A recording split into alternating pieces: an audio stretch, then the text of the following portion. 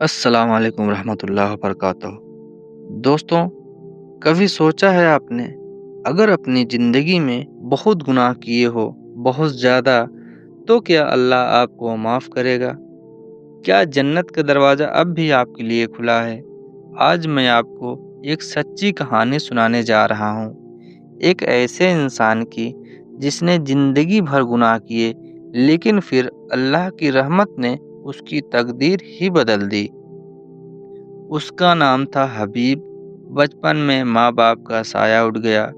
غریبی، تنہائی اور بے بسی نے اسے اس راہ پر ڈال دیا جہاں صرف گناہ ہی گناہ تھے۔ چوری کرتا، شراب پیتا، جھوٹ بولتا، نماز سے دور، ایک گناہ گار کی پوری پہچان۔ مگر ایک رات سب کچھ بدل گیا۔ وہ رات تھی جمعرات کی۔ باہر گھنا اندھیرا تھا اور حبیب اپنے کمرے میں شراب کے نشے میں ڈوبا ہوا تھا۔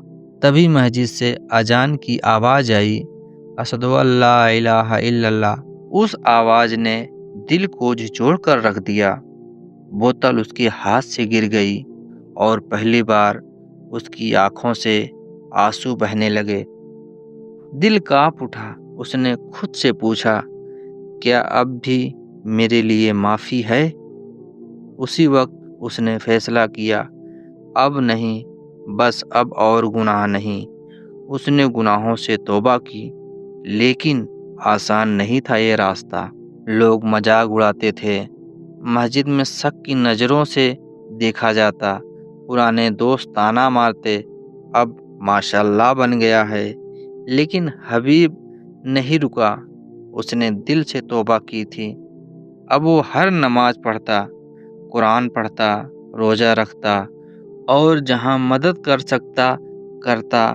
ایک دن ایک بچہ اس کے پاس آیا اور معصومیت سے بولا، انکل آپ پہلے بہت برے تھے نا، پھر اچھے کیسے بن گئے؟ حبیب مسکرایا اور بولا، بیٹا میں نے اللہ کا دروازہ کھٹکھٹایا، اللہ نے کھول دیا۔ وقت گزر گیا، لوگ اب اسے عزت سے دیکھتے۔ اس کی دعاؤں میں اثر تھا، اس کی باتوں میں درد اور حقیقت۔ پھر ایک دن جب وہ سجدے میں تھا، اس کی روح نکل گئی۔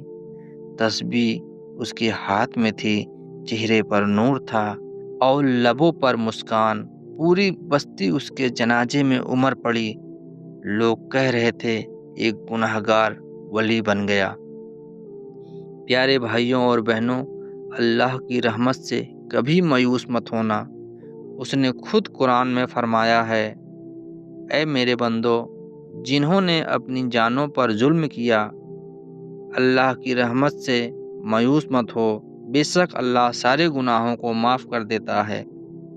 اگر آپ نے بھی گناہ کیے ہیں اور دل سے توبہ کی خواہش ہے تو آج سے شروعات کیجیے۔ اللہ انتظار کر رہا ہے، بس آپ ایک قدم بڑھائیں۔ اگر آپ کو یہ کہانی دل کو چھو گئی ہو تو اسے شیئر ضرور کیجیے۔ ہو سکتا ہے کسی اور گناہ گار کا دل بھی جاگ جائے۔